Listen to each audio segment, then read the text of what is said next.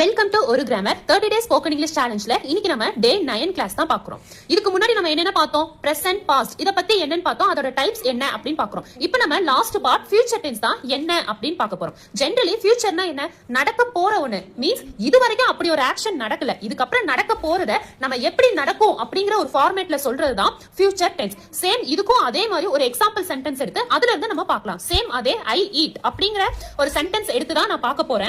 Same அதே மாதிரி அந்த எக்ஸாம்பிள் வச்சு நம்ம ஃபியூச்சர் டென்ஸ்ல இருக்க அந்த 4 டைப்ஸும் பார்க்கலாம். First type simple future. Name suggest பண்ற மாதிரியே அதோட ஃபார்மேட்டும் ரொம்ப ரொம்ப ரொம்ப சிம்பிளா இருக்கும். Means subject plus will plus verb 1 அப்படிங்கிற ஃபார்மேட்ல இருக்கும். இப்போ சப்ஜெக்ட், இங்க subject I plus will plus verb 1 என்ன? Past tense verb eat.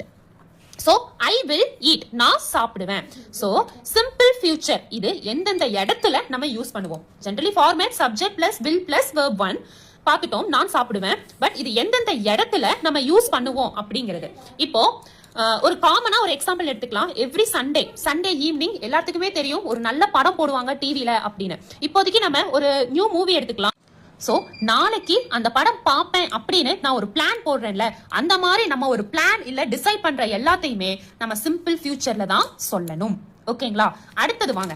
அடுத்தது future continuous tense. Future continuous டென்ஸை எப்படி எக்ஸ்பிரஸ் பண்ணுவோம்னா subject plus will be plus verb 1 plus ing. So subject plus will be plus verb plus ing. Subject I will be eat ing. So I will be eating. நான் அந்த நேரத்துல சாப்பிட்டுட்டு இருப்பேன். இப்ப பாருங்க, நம்ம பிரசன்ட் கண்டினியூஸ்னா எக்ஸாக்ட்டா அந்த நேரத்துல அந்த விஷயம் நடந்தது அப்படின்னு நான் சொல்றேன். அதே பாஸ்ட் கண்டினியூஸ், பிரசன்ட் கண்டினியூஸ்னா எக்ஸாக்ட்டா அது நடந்தது. பாஸ்ட் கண்டினியூஸ்னா எக்ஸாக்ட்டா பாஸ்ட்ல அந்த ஆக்ஷன் நடந்துட்டு இருக்கு, பட் நான் ஃபியூச்சர்ல அதை சொல்றேன் எக்ஸாக்ட்டா அது நடந்துட்டு இருக்குது.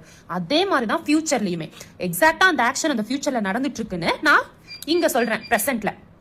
சேம் அதே எக்ஸாம்பிள் எடுத்துக்கோங்க. நான் என்ன சொல்றேன்னா 6 o'clock evening youth movie Sunday போடுறாங்க. அப்போ ஐ வில் பி வாட்சிங் youth movie in my home. நான் வீட்ல யூத் மூவி பார்த்துட்டு இருப்பேன். ஏன்னா 6 மணிக்கு படம் ஸ்டார்ட் ஆயிரும். அப்ப அந்த டைமே நான் அந்த படம் பார்த்துட்டு இருப்பேன்னு நான் இங்க வந்து சொல்றேன். பாத்தீங்களா? எக்ஸாக்ட்டா அதுதான் நடக்கும். அதாவது அந்த நேரத்துல 6 மணிக்கு நான் அந்த படத்தை பார்த்துட்டு இருப்பேன்னு இங்க நான் சொல்றேன்ல, அதுதான் ஃபியூச்சர் கண்டினியூஸ். சோ ஃபியூச்சர்ல லைவா ஒரு ஆக்ஷன் நடக்குதுன்னு நான் பிரசன்ட்ல சொல்றதுதான். சோ 6 மணிக்கு கரெக்டா சிம்பிள் ஃபியூச்சர்னா நான் பிளான் போடுறது, யூத் மூவி பார்ப்பேன்னு சொல்றது. ஃபியூச்சர் கண்டினியூஸ்னா 6 மணிக்கு நான் வந்து யூத் மூவி பார்த்துட்டு இருப்பேன் அப்படின்னு சொல்றது. புரியுதுங்களா? ரெண்டுத்துக்குள்ள வித்தியாசம் அதுதான். அதாவது ஃபியூச்சர்ல ஒரு லைவ் வீடியோ மாதிரி. அடுத்தது ஃபியூச்சர் பெர்ஃபெக்ட். இதோட ஃபார்மேட் எப்படி இருக்கும் அப்படின்னு கேட்டீங்கன்னா subject plus will have plus eaten verb 3 ஃபார்மேட்ல இருக்கும். So subject will have eaten verb 3 format. I will have eaten, நான் அந்த நேரத்துக்குள்ள சாப்பிட்டு முடிச்சிருப்பேன். இப்போ